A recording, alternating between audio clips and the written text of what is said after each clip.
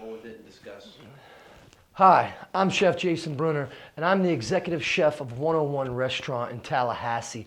And it was a long road to get to Tallahassee. So I grew up embodied in agriculture and all of the wildlife that we have around us in South Louisiana. When I'm talking wildlife, I'm talking commercial fishermen. I'm talking about oyster beds. I'm talking about anglers. I'm talking about try to become one with nature, and with that culture, you get a lot of the food and a lot of the old ways that people used to do things. And I try to take that and develop my own personal spin on all of that.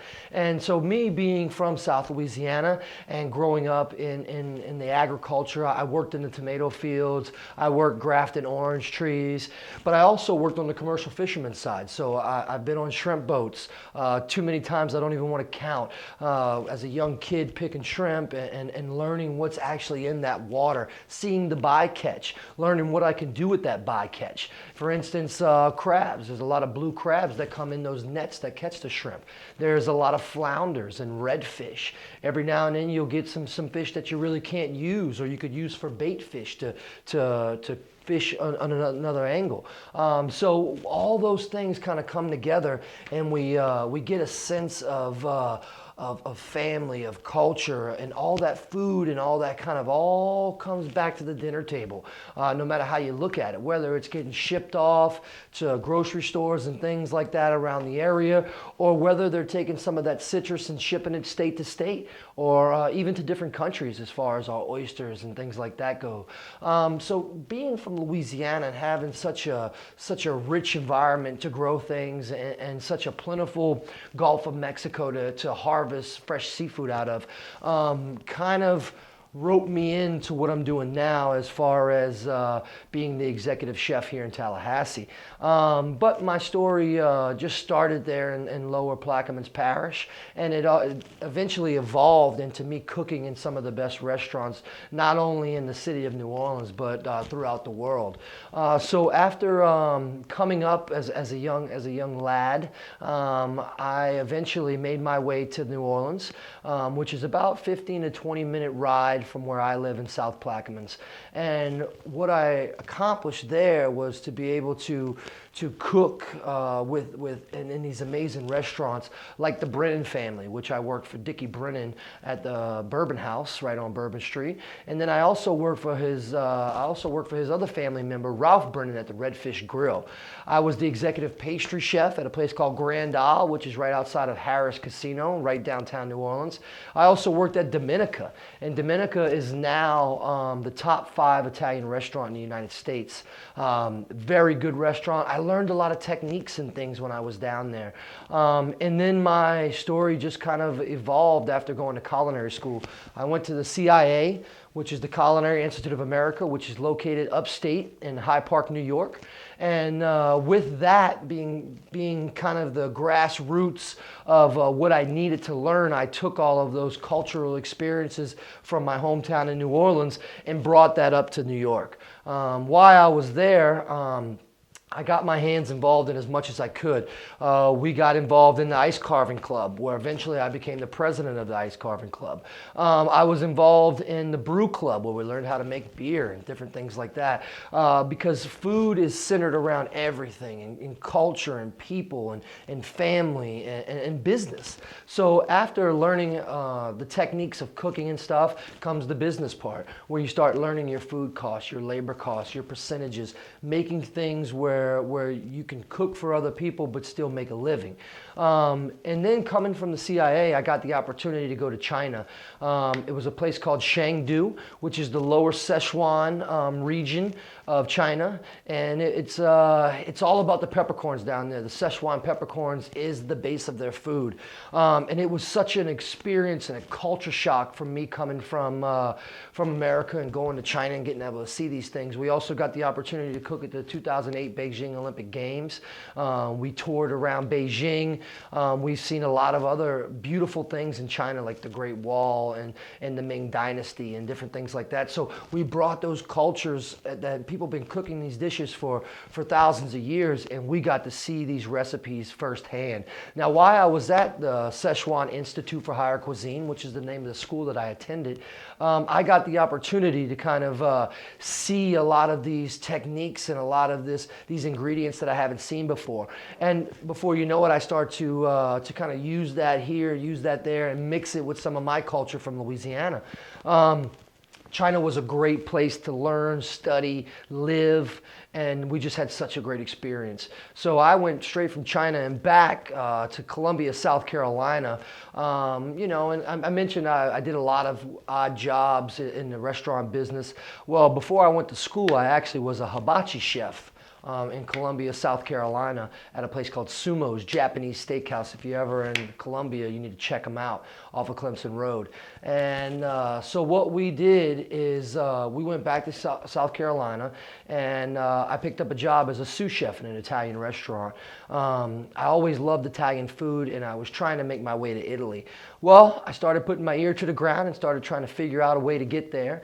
And then about 2.5 months into my job, I got the opportunity to go to Italy. So I went to Italy, a place called Orvieto, and I worked at a place called Zeppelin's, which was a restaurant in Orvieto.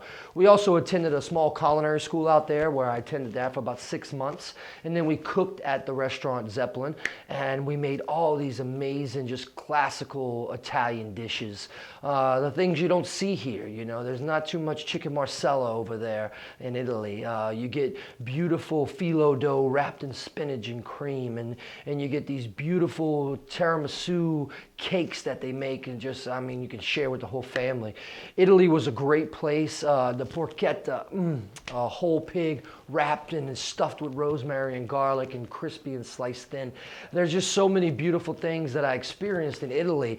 We don't have time to talk about them all, but if you ever get the opportunity to go and sit in Orvieto in this medieval town and drink you a glass of Orvieto Classico and have that beautiful crisp white wine on a beautiful spring day out in Italy, take the opportunity and go. I also traveled around Italy to Tuscany, to into the south a little bit. Not as far as I would like, but I hope to get back there soon one day. But the culture and the recipes and the food that I love, I've just been taking it all back with me.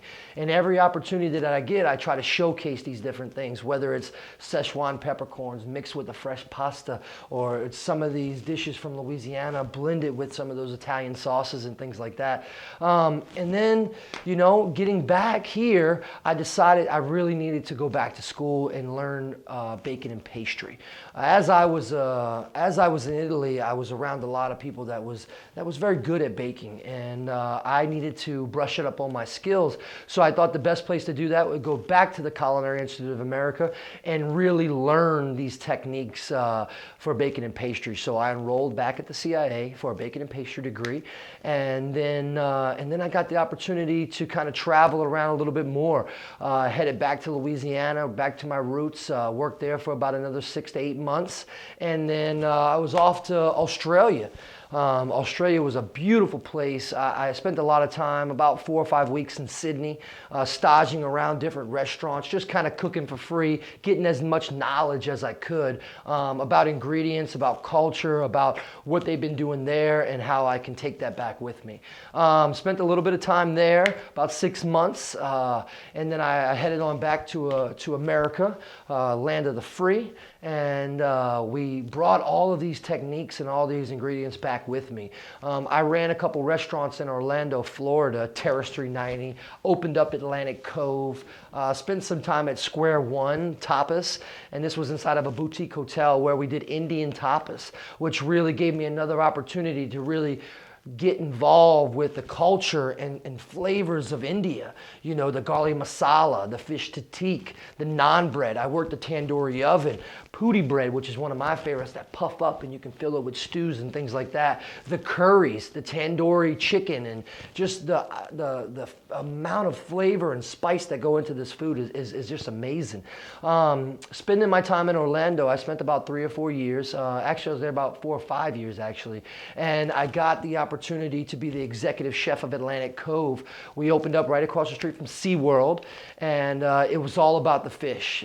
We had about 10 fresh fish on the menu at all times, lobster, scallops, everything that you can imagine from the Gulf, we ordered special things from the Pacific. We just brought in all the seafood we can, and we made a really great menu. As I was at Atlantic Cove, some gentlemen from Terrace 390 came over and said, hey, look, we'd like to give you the opportunity to come downtown and take over this restaurant. And I felt it was the right move for me at the time. So I went down there and I stayed at Terrace 390 for about 3 years, where we really dug into cuisine, and we did some nice, beautiful, contemporary American cuisine. And again, we got to mix in all those things that I've learned from all over the world and kind of pull them in, you know, and use some of those ingredients and also some of those techniques to make American food. As we know, America is a melting pot of all kind of culture and all kind of ingredients and food and people. And we got to learn a little bit from everything. And as I'm pulling all of these things from all these different countries and places around the world, I always remember I want to share it with the people. So I make these amazing recipes, and then I try to give them to the people and let the people judge and tell me what they think. And you know, and we get a great response from a lot of people, and people are loving what we're doing. So you know, Orlando was a great place to be. After my trip to Orlando, my dream was to go and work for Fernand Andrini, which is the #1 chef in the world for a long time. He opened up El Bulli and actually closed down El Bulli in 2012. So I thought my dream was over, and needless to say, I made it out to Barcelona and had the opportunity to stage at his brother's place, which is Tickets. Albert Andrini, which was the chef there, and I just kind of made my way around Barcelona, sticking my head in as many kitchens as I can. Got a job with Commerce 24, which was a Michelin star restaurant. Had some troubles getting my papers and stuff to be a legal citizen in Spain. So I actually took the opportunity, and they introduced me to some other people who introduced me to some other people. Before you know it, I was the executive chef at a place called Kino's, where I worked as a consultant executive chef for about 7 months already. And I went in there and we revamped the menu. We got their labor down, we got their food costs down, and we really kind of took it and kind of created this beautiful thing right outside of the Metropolitan Art Museum in Barcelona. And it was such a great experience to really see the culture and the ingredients and be able to shop in the morning for your ingredients. You know, there's not your Cisco trucks that come up and down the street. You have to go to your baker and you have to get your fresh bread. You have to go to your seafood fishmonger. You have to get your fresh seafood. You go to your vegetable and produce lady and you get your vegetables and you bring them all back and make these amazing dishes for these people and these tourists to just enjoy right there in Barcelona. After getting back from Barcelona, I started putting out some resumes. I was in New York for about 6 months. I was working at a place called Barrique as a sous chef, and putting out some resumes. Didn't want too much responsibility at that time because I knew I'd be moving. And then next thing you know, Tallahassee Hospitality Group called me up and said, hey, we want to fly you down. We want you to cook a nice tasting meal for us. We want to see what you got. So I got on a plane and flew down to Tallahassee, where we are today. And I met with the Tallahassee Hospitality Group, and they asked me if, after cooking and careful, you know, scrutinization of my resume and finding all my references and things, they said, hey, would you like the opportunity to come to Tallahassee and run 101 Restaurant? 101 Restaurant is our flagship. It's our first restaurant that we opened. Since then, we have a couple other venues. We have a Mint Lounge. We have Versailles, which is our private dining area. We have Old School, which is just a big, huge mansion. We have a pool. We have a huge green space that we do just some amazing parties and catering gigs and weddings and receptions. And then we also just opened our sister restaurant, which is the Edison. It's brand new right here in Tallahassee. So when they offered me 101, I said, you know what? I said, let's check it out. So I flew on back down. We kind of went over some things, and I accepted. And that's what brought me here to Tallahassee, to share all of my experiences with the good people of Tallahassee. And I couldn't have asked for a warmer welcome from the community here. We do a lot of outreach stuff since I've been here. I've only been here about 10 months. So far, we've done one food drive that raised about $8,000 or $9,000 worth of food for the Hope Center. And we are helping to feed the community and the less fortunate. We've done the March Dimes event, which is a great organization who just kind of lends their support, their time, their money, all to the young ones, to the babies that are coming into this beautiful world. And I mean, the things that we've done here, we got a crawfish festival coming up, which is going to be huge. It's going to let me showcase some of those Cajun roots that I got. And you know, Tallahassee, we won the best mac and cheese in Tallahassee by the Rotary Club, so we're real happy about that. We just got so many things going on right here in Tallahassee. And right there at 101 Restaurant, we are in the heart of downtown, Clayman Plaza, right next to the IMAX. So we get a lot of the session, the football games. We do the downtown get-downs where we just do some amazing numbers at night, and we do some great food, and we serve 200, 300, 400 people on some nights. And it's just, the community just comes out and supports here in Tallahassee, and it's great to see how much support that the community gets from us and that we get from the community. And it's really just a revolving circle here in Tallahassee of good people doing good things with great food. So come on down to 101 Restaurant. Check us out. I'm Chef Jason Bruner. I wanted to take this time so you could get to know me. I've got to know Tallahassee and fell in love here in town, and I hope to be here for a long time to celebrate all this great food and to grab all these ingredients and all these techniques that we've learned around the world and bring them right here to you. Thank you.